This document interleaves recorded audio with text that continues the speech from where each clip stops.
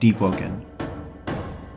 A game with many bosses has quite a large variety, from otherworldly humans to scions of a dead god.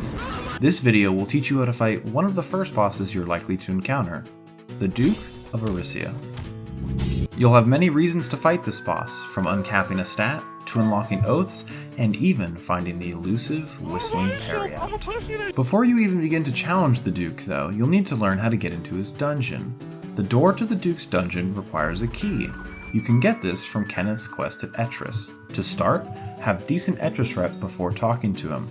Afterwards, talk to the librarian in his dialogue about the Lord Regent. You'll have to go find Kenneth's dead body, then head to the Lord Regent in the Royal Palace. He then instructs you to find the Duke in his manor. Actually going to the manor is quite an easy task. Sail to Arisia, then head to Upper Arisia. You'll want to find an area known as the Garden Reservoir. Go straight through it until you find an opening at the end of the cave. Follow it out and you'll find a portal that will take you to the Duke's courtyard. Using your key, you can now enter the manor. Inside of the manor, there will be mobs on your way towards the Duke that must be cleared out to proceed.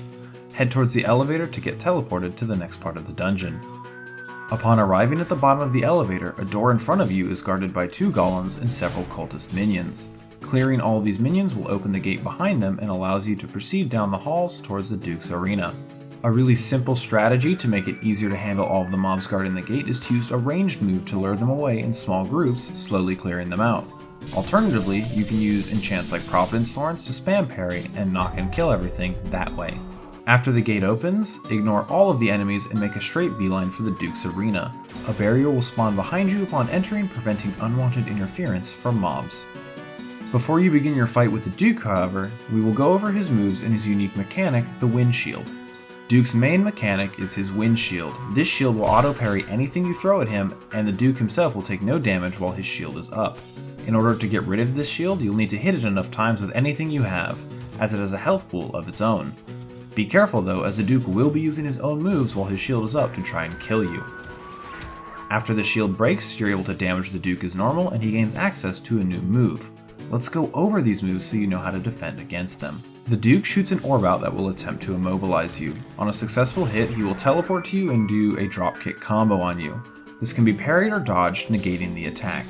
Much like a normal strong left, the Duke will teleport to you and do a strong left move attempting to hit you. This can be parried or dodged, but it will guard break if you try to block it.